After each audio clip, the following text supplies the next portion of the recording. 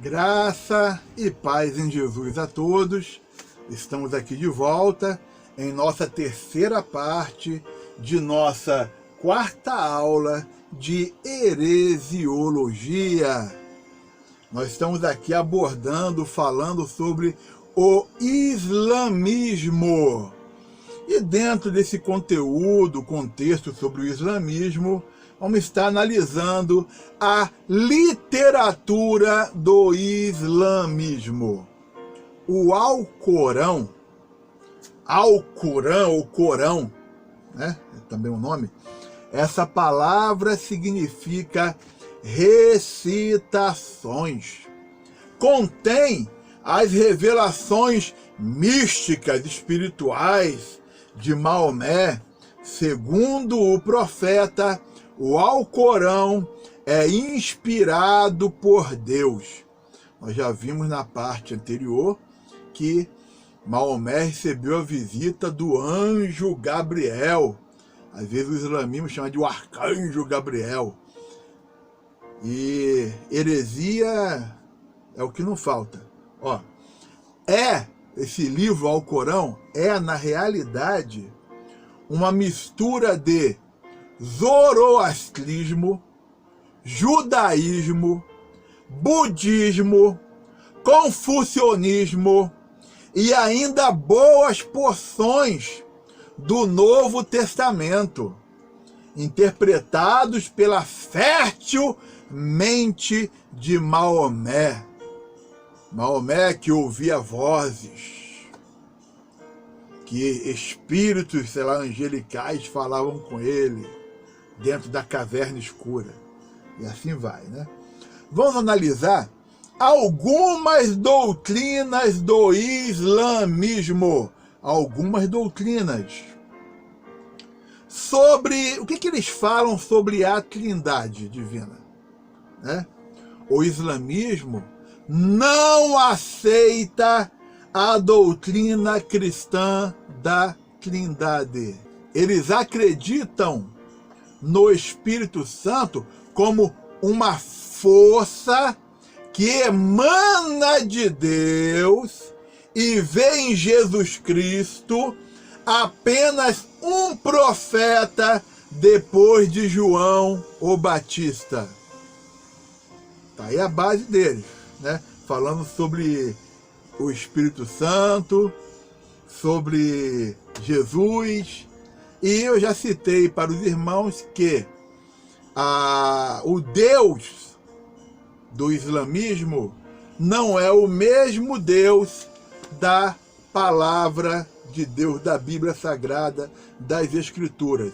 O Deus deles é um Deus totalmente avesso e terrorista. Ok? Vamos continuar. O que eles ensinam sobre Deus? O islamismo prega a unidade de Deus e também a sua unicidade. É o mesmo Deus de Abraão que terminou sua revelação em Maomé, segundo eles creem.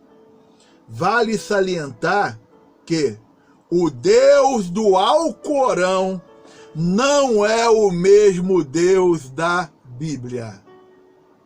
Vamos lá. Sobre Jesus Cristo. Maomé é considerado o último dos profetas. Aquele que veio depois de Adão, Noé, Abraão, Moisés e Jesus. Nesse caso, nega a Jesus todos os atributos e conceitos que o cristianismo lhe dá ou lhe atribui, ou seja, para eles, para o islamismo, Jesus foi um mero profeta entre tantos outros. Mais um profeta que existiu, enviado por Deus. Outro ponto das suas doutrinas: o céu. O que eles falam sobre o céu? O céu é um super oásis. O sonho de um povo que vive no deserto. Nele, nesse céu do islamismo, os bem-aventurados que seguiram os preceitos do Senhor Alá deles, encontrarão rios de leite, mel e vinho e multidões de virgens com olhos negros de gazela. A posição inferior que a mulher ocupava nos clãs patrilineares dos beduínos era perpetuada no céu. Inclusive, temos mais um detalhe sobre esse céu. Os soldados mortos em guerra santa, jihad, para expandir o Islã, tinham entrada garantida nos 5 círculos do paraíso, mesmo antes do julgamento final. Lá de cima, poderiam ouvir os gritos que vinham do inferno e molestar com chacotas os condenados, além de uma pancada de virgem jogada para esses soldados aí. Loucura de ensinamento e doutrina, não tem nada a ver com a base bíblica da palavra de Deus. Vamos embora. O inferno, o que eles ensinam sobre o inferno? O inferno do islamismo nada tem de especial, apenas óleo fervente e fogo para aqueles que não seguiram aos preceitos de Alá. Teve uma novela brasileira que citava, né, uma ideia de inferno, falando que a pessoa iria queimar no mármore do inferno. Bem, isso aí é outro assunto, eu só lembrei. Mas isso aí. A oração! Como é que é o ensinamento deles sobre a oração? Os muçulmanos rezam 5 vezes por dia. Ao amanhecer, ao meio-dia, durante a tarde, no crepúsculo e à noite. Nas orações que têm por objetivo dar graças e glorificar a Alá, né, o Deus dele, o fiel senta-se sobre os calcanhares com as mãos estendidas na direção de Meca. A liturgia pública principal ocorre na sexta-feira ao meio-dia, geralmente nas mesquitas. As mesquitas são os seus templos, assim, só para nível de entendimento, certo? Costumam rezar também com o rosto no chão, em demonstração de submissão, respeito e adoração a Alá. Bem, nós já vimos isso aí em filmes, em seriados. A gente vê e temos algum contato de conhecimento sobre a maneira como eles fazem as suas orações. O que eles ensinam sobre imagens? Imagens. Vamos analisar? Homens, animais, plantas e pedras são criação divina e por isso os homens não devem recriá-los. Embora entre os turcos apareçam livros muçulmanos com miniaturas que representam imagens, ok? a proibição continuou para os recintos religiosos e quase sempre também para o rosto de Maomé. Não podemos nem mesmo ter o rosto de Maomé. Aquela imagem que eu mostrei no vídeo, no início dessa parte do islamismo, mostrando ali um desenho de Maomé, não pode. Vamos lá. A guerra! O que eles falam sobre a guerra? Chama-se Guerra Santa. Toda a guerra que se fazia e que se faz ainda para a expansão do islamismo. Eles chamam de jihad.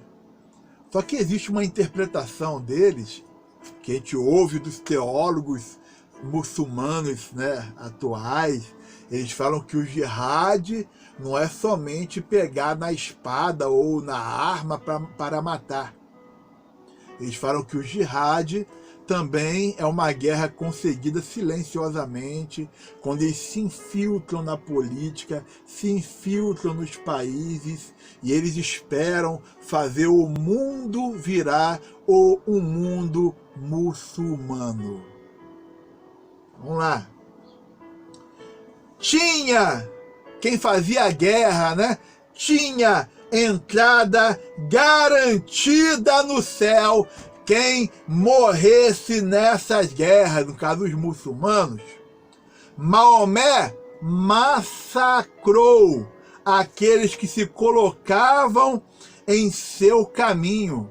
Certa vez, sanguinariamente, depois de massacrar um exército que havia invadido Medina, enquanto ele estava em Meca, Maomé enterrou perto de 600 homens na praça do mercado de Medina. Sabe por que ele fez isso? Porque assim queria Alá, o Deus deles. Não dá para entender o negócio.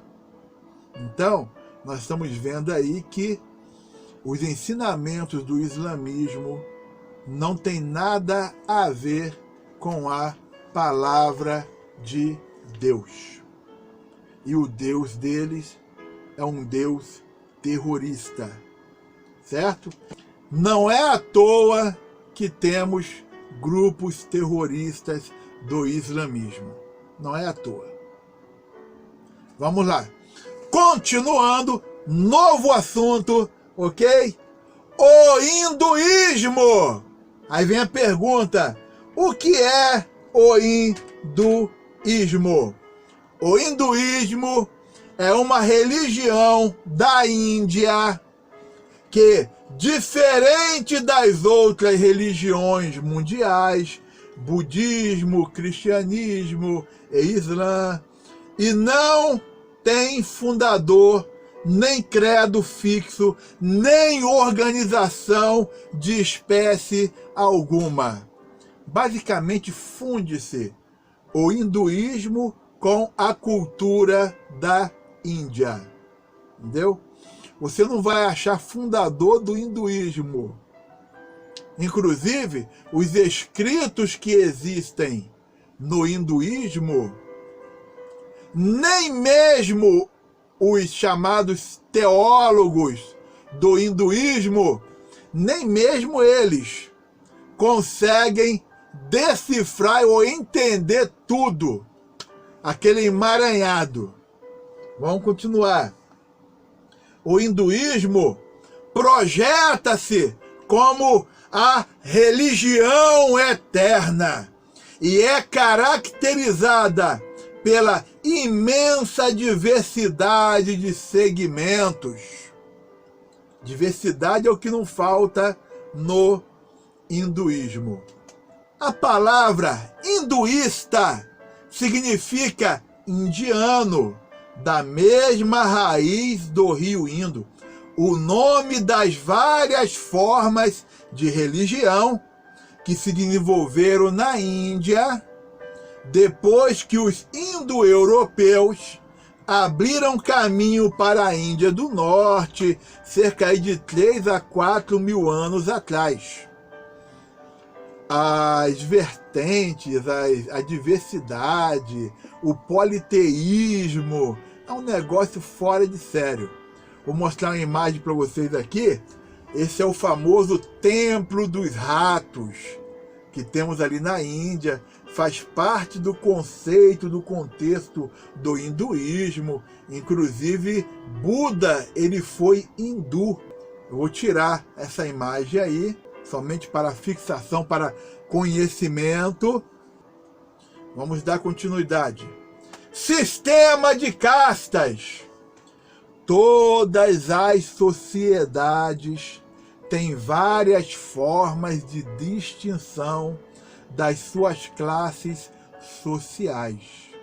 Mas a Índia distingue suas classes de formas muito organizada e utilizam a palavra sânscrita, né, que é Varna, que significa cor, para diferenciar suas 4 classes.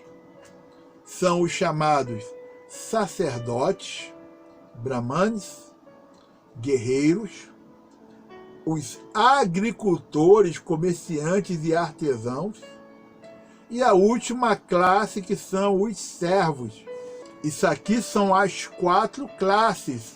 Existem ainda um outro grupo, que são os chamados 100 castas. Dentro da cultura hindu, dentro da cultura da Índia, são o lixo do lixo, os 100 castas, ok? Mahatma Gandhi, ele quis trazer um outro tipo de interpretação para os 100 castas, mas a cultura hinduísta da Índia não aceitou essa questão. Políticos têm lutado para modificar essa parte de castas. Estamos vendo aí que o conteúdo, estamos somente analisando aqui introdutoriamente, é um conteúdo de diversidade e também de contexto de heresia. Só o fato de não poder matar nem rato, porque o rato pode ser a reencarnação de alguém, já bagunça o negócio todo, certo? Vamos dar uma pausa nesse vídeo e vamos dar continuidade. Graça e paz em Jesus a todos. Amém.